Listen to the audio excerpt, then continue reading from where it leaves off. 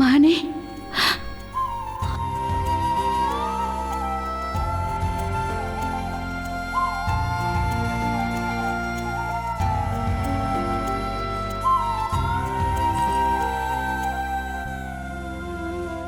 ஆனால் தாயே, இவை அனைத்தும் எதற்காக நடந்தது?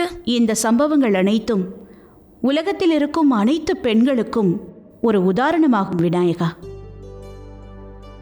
நம் குடும்பம், நமது சமுதாயம் சில நேரங்களில் அவர்களுக்கே தெரியாமல் பெண்கள் சேவை செய்வதற்காக மட்டும்தான் பிறந்திருக்கிறார்கள் என்று நினைத்துக் கொள்வார்கள்.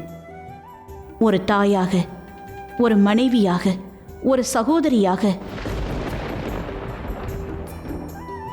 ஆனால் பெண்கள் எப்பொழுதும் ஒரு விஷயத்தை நினைவில் கொள்ள வேண்டும். ஒரு தாயாக, மனைவியாக, சகோதரியாவதற்கு முன்பு அவள் ஒரு உயிரை உருவாக்குபவள் ஆவாள்.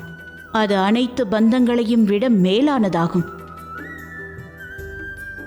இதை நாம் முழுமையாக உணராமல் இருந்தால், தனது சக்தியை புரிந்து கொள்ளாமல் இருந்தால், நிச்சயமாக இந்த உலகத்திற்கு அழிவு ஏற்படும். இப்பொழுது நாங்கள் என்ன செய்ய வேண்டும்? நானும் என் வாழ்க்கையில் பல விஷயங்களை செய்ய விரும்புகிறேன். ஆனால் அதற்கு எப்பொழுதாவது கணவனின் உதவி தேவைப்படும் அல்லவா? தேவசேனா, பெண்களுக்கு எப்பொழுதேனும் சங்கடம் ஏற்பட்டால் அவள் எப்பொழுதும் கணவனிடம் எதற்கு செல்கிறாள்? சங்கடம் வரும் வேளையில் ஸ்திரீயானவள் எதற்காக பதியை நாட வேண்டும்? அவள் தன்னைத்தானே பாதுகாக்க இயலாதா? நடக்கும் இந்த யுத்தத்திற்கான முடிவை நீதான் தேட வேண்டும் கௌரி. உனக்கு யாருடைய உதவியும் தேவைப்படாது. ஆனால் ஒன்று, வாழ்க்கையில் உனக்கு ஆலோசனை ஏதேனும் தேவைப்பட்டால் அதில் ஒன்றும் பிரச்சனை இல்லை.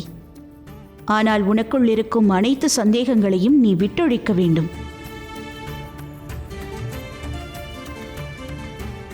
இந்த அனைத்து விஷயங்களையும் வாழ்க்கையில் எனக்கு ஒருவர் உணர்த்தியுள்ளார்.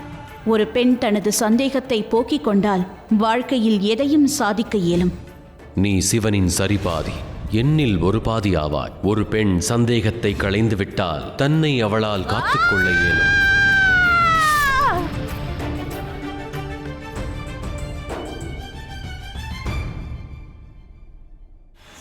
தாயே,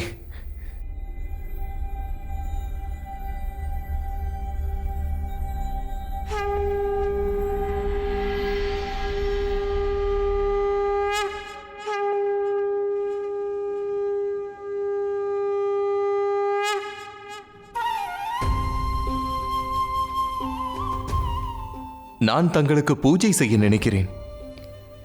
இல்லை, நான் ஆரத்தி எடுப்பேன். நான் ஆரத்தி எடுக்கின்றேன். இல்லை, நான் ஆரத்தி எடுப்பேன். நாங்களும் பூஜை செய்ய வேண்டும். அப்படியென்றால் யார் பூஜையை செய்ய வேண்டும் என்று மகாதேவரே அதனை தீர்மானிக்கட்டும்.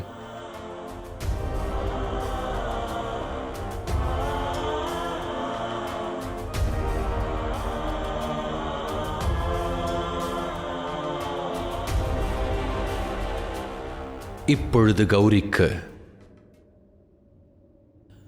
நான் பூஜை செய்ய போகிறேன்.